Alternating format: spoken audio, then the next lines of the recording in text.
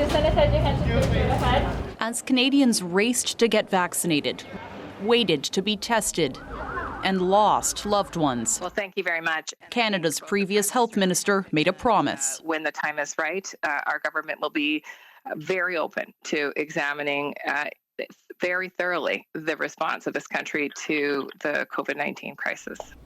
Critics say the time has come for a national inquiry. This is an opportunity for us to do better the next time.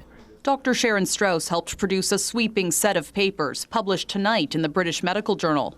In those reports, more than a dozen medical experts suggest Canada was ill-prepared and lacked coordination. We really have a moral and an ethical imperative in our country to actually reflect on what happened, reflect on the role that each of us played.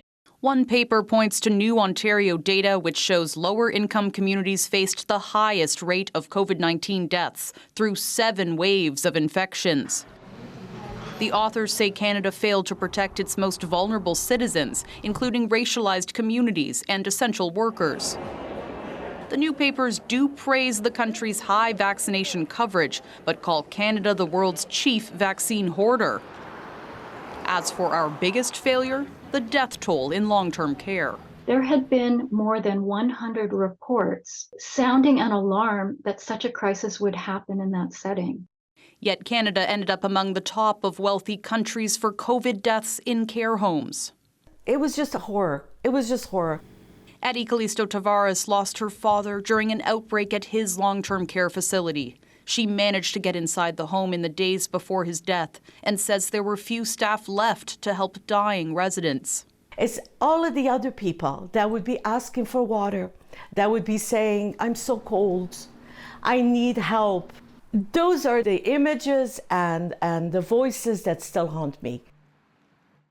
Lauren, what is the federal government telling you about these calls for a national inquiry?